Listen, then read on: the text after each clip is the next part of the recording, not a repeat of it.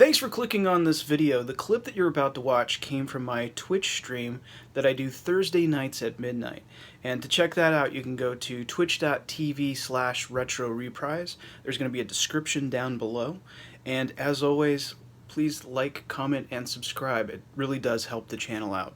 I hope you enjoy. We're next going to get into Channel Awesome.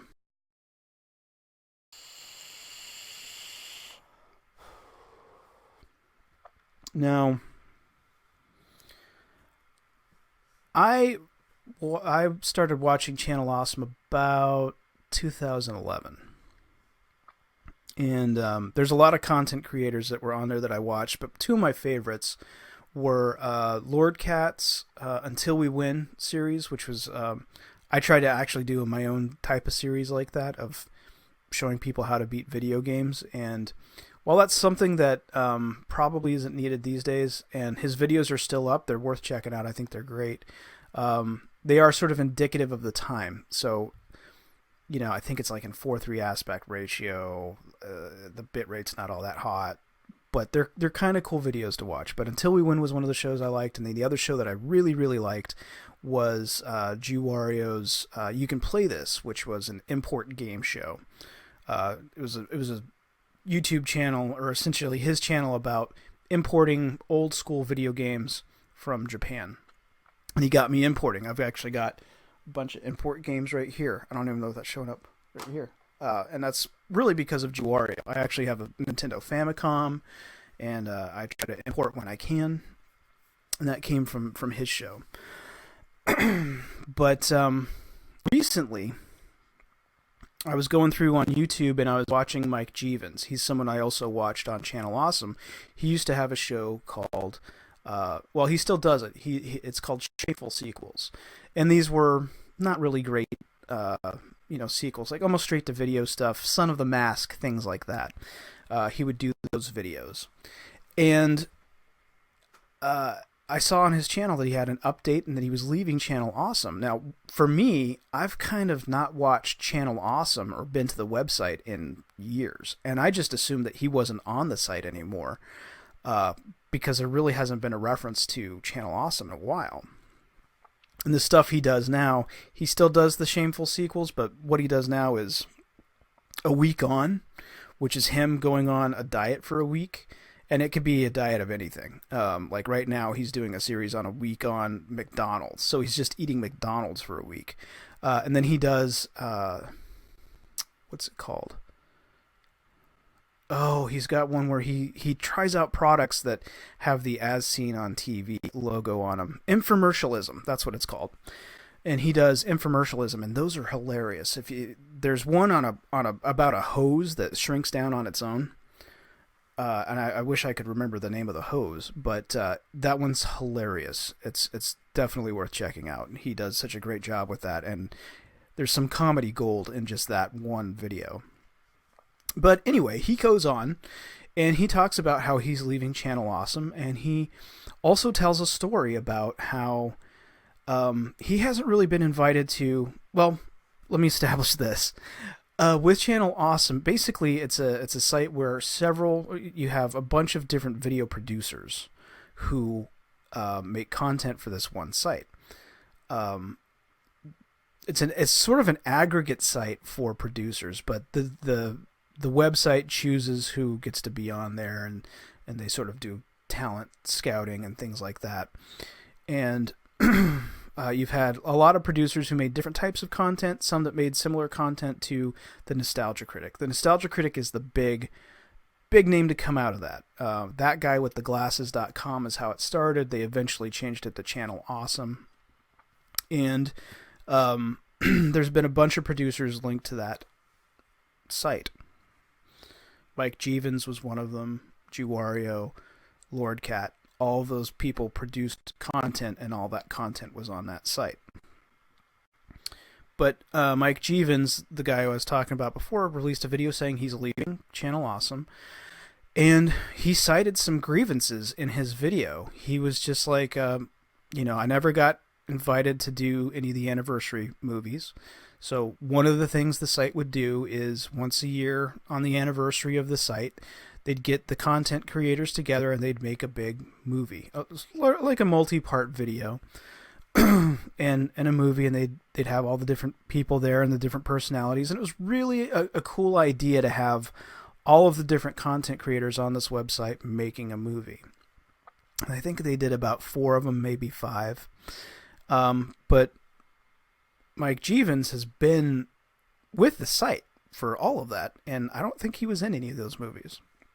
And he basically said that, I wasn't invited to do them, didn't hear much about them.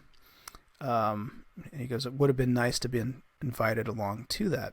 And I think one of the things that happened, part of maybe one of the causes, is he mentions that the site has been around for about 10 years now. So they're about to do a 10-year anniversary. And he wasn't invited to do anything. They didn't talk to him about it. And he's been with the site for a very long time. I don't know if he's been there for the whole 10, but he's been there pretty close to that amount. So you figure they would have him do something or be a part of something, and apparently he wasn't included in that. And he also talks about a story of when he was at a convention with another one of the video producers that a fan came up to them and they had drawn a picture. I don't know if it was just of that producer or if it was like the group of people of Channel Awesome. He says, the drawing was okay. It wasn't fantastic. But the video producer, whoever this person was, as soon as the fan left that gave them the picture, they turned around and they were walking somewhere, and the first trash can they found, they just threw it in the trash.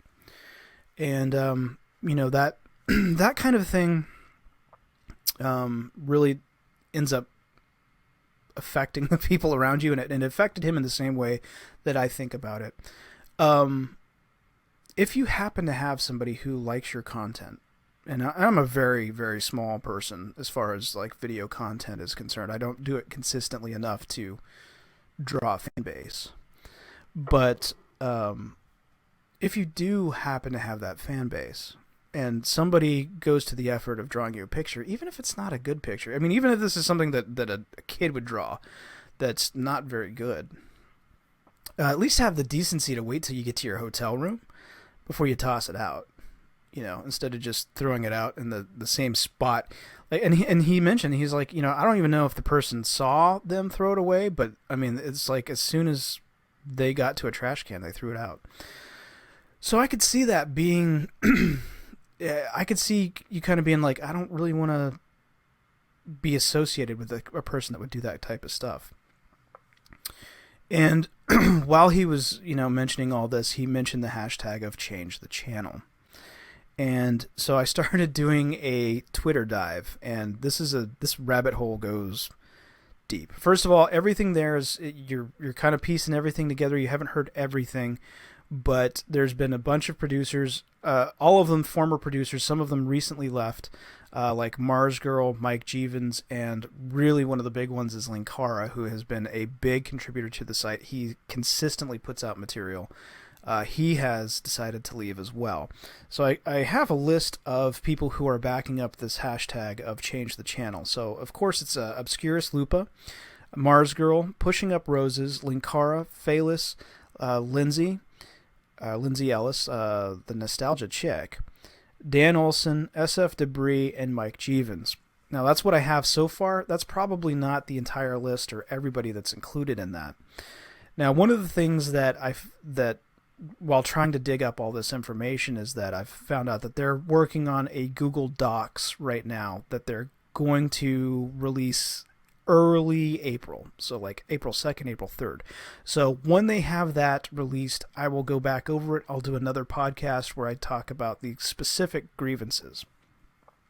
But going through the Twitter feeds and trying to find everything was a little bit difficult, and some of these stories I've heard before. Now, two people that have really covered this, well, not so much Mr. Medicare. I think Mr. Medicare was more or less kind of poking more at the personalities that were involved with Channel Awesome, but Extra Mana has actually found a lot of the content creators and had interviews with them. So if you're really wanting to get into more of what's going on with Channel Awesome, he's got several interviews that are going on, that are on his channel with several of the different producers. So check out Extra Mana's channel on YouTube. But I'm going to give you guys sort of a sum up of what I've found. I really would like to get into more detail, but I don't feel like I can at this point in time. So the biggest grievance that I'm noticing that's coming out of this with that guy with the glasses stuff is really a lot of the complaints are coming against the CEO, Mike Michaud. Now, Michaud he's not really a content producer, but he serves as a CEO. And he's the guy who posts the videos to the website. Now, some of the biggest complaints that I've heard about him is that there's sort of arbitrary rules that get established and then are not followed up on. They've made several attempts to have meetings with him or try to address some issues, and they don't end up getting addressed. There's been a couple of people saying that there's been mistreatment of female content producers. And those are all big things. But getting back into, let's say, the anniversary specials, for those who did participate in the sort of a mismanagement and chaos in general with a lot of those. A lot of that being food and water not really being supplied to the cast of going out there and doing these things, as well as not really compensating. They'd fly them out there, they'd put them up in a hotel, but they wouldn't get paid for the work that they did acting in these movies. And I think particularly Phalis, he did some special effects for the last two anniversary specials that they did. He didn't get paid for the first one. If I'm remembering everything correctly, he was offered pay for the second one, but they thought he did a quote-unquote half-assed job. And, he left, but they never even gave him a copy of the DVD that they sell on the website. So even though they're selling DVDs, the producers who would show up to be in these videos and act in them, they wouldn't get paid for it, even though the Channel Awesome was selling these DVDs. They wouldn't see a cut of it. So I could see that being a big grievance as well. You need to compensate people for their work. The other thing is that as well as the payment is concerned, and that stuff sounds like it's all over the place. Channel Awesome also didn't really pay the producers. So they were relying on the ads that they would make, the ads that would show up on their videos. And Channel Awesome basically told them, yeah, you're going to get paid in exposure. Which, that's a horrible thing to tell somebody. Oh, yeah, we'll pay you in exposure. And especially if you're trying to do something full-time. This for me is a hobby. I have a full-time job. I work. But I could see if you're someone who is trying to get into this type of stuff and you want to make money, if you join something like Channel Awesome and they're like, yeah, we'll pay you an exposure, that's not really going to put food on your table or keep a roof over your head. And let's see, what else do I have here? I think that's about it. Yeah, but a lot of complaints are going up against Mike Michaud, who is the CEO and sort of the main point of contact for a lot of these people. And there's specific stories. Obscurus Lupa apparently didn't answer a Skype call within 15 minutes. This is something that's kind of been known around the internet. And pretty much, since she didn't answer within the 15 minutes, they decided to just drop her from the site. And that was sort of the first exodus. But this one seems to have affected a lot of people in especially somebody like Linkara. Linkara, you have to understand, was a huge content creator. Atop the Fourth Wall, he's probably one of the most consistent content creators you're going to find on almost any platform. And he has spent years building up his content. And he's probably got years worth of content loaded up that you can have access to. And that he has been sort of someone who's really been loyal to Channel Awesome. And to see him go really brings some questions into what's going on. So when they do finally release that Google Docs document, I'm going to look over it and see if I can sum it up, or I may just end up reading it to you guys to let you know all of the issues that people have.